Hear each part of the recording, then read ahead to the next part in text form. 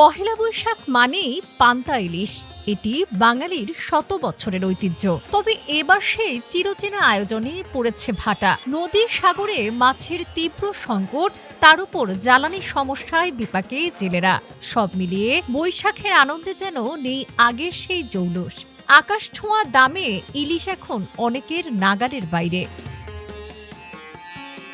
ক্রেতারা বলছেন, ইলিশের প্রাণকেন্দ্র বরগুনা হলেও ইলিশের দাম বেশি হওয়ায় কেনা যাচ্ছে না। আমাদের বরগুনা জেলা সবচেয়ে ইলিশের জেলা, যেটার দাম ছিল মনে করেন 1500, সেটার দাম মনে করেন 3000 টাকা। এখন পয়লা বৈশাখ উপলক্ষে মানুষ যে যারা ইলিশ খাবে বা পান্তা খাবে, এইরকম মানুষ আমরা দেখি না। কারণ হচ্ছে যারা মধ্যবিত্ত তারা কিন্তু ইলিশ খেতে পারবে না। আমরা বরগুনার মানুষ ইলিশ খাইতে পারতেছি না। সাধারণ মানুষের ইলিশ কেনাটা আসলেই খুবই কষ্টকর। মানে আমাদের আয় কত 500-1000 টাকা। এখন 2200 টাকা কেজির মাছ কিনিয়া ওইটা দিয়ে পান্তা ইলিশ পালন করবো না পান্তা মরিচ পালন করবো, সেটা আমরাই জানি। এদিকে বিক্রেতারা বলছেন, ইলিশের সরবরাহ কম আর দাম চওড়া, তার উপর জ্বালানি সংকট। এক সময় যে পান্তা ইলিশ ছিল সাধারণ মানুষের নাগালের মধ্যে, এখন তা হয়ে উঠেছে বিলাসী খাবার।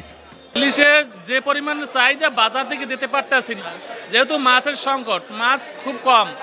যেহেতু অ্যাকচুয়ালি জেলেরা যে মাছ ধরে, তারা তেলের সংকটে মাছ ধরতে যাইতে পারতেছে না। সামনে পয়লা বৈশাখে মাছ বর্তমানে সংকট। হ্যাঁ, দেশে হইলে আমরা যাই ভাই, তেল পানি নাই, ট্রলার ধরেন আগে 10টা যাইতে এখন 2টে যায়। এই কারণে মাছের দাম খুব বৃদ্ধি। হ্যাঁ, সামনে মাছ আয় কিনা আয় করতে না ভাই।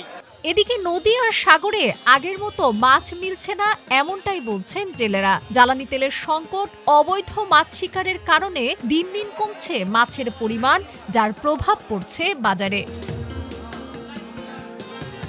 কয়েক বছরের ব্যবধানে ইলিশের দাম কয়েক গুণ বাড়ায় পহেলা বৈশাখের ঐতিহ্য ধরে রাখা কঠিন হয়ে পড়েছে। আর সাধারণ মানুষের জন্য পান্তা ইলিশ তো এখন স্বপ্নের মতো হয়ে গেছে। ডেস্ক রিপোর্ট, আজকের পত্রিকা।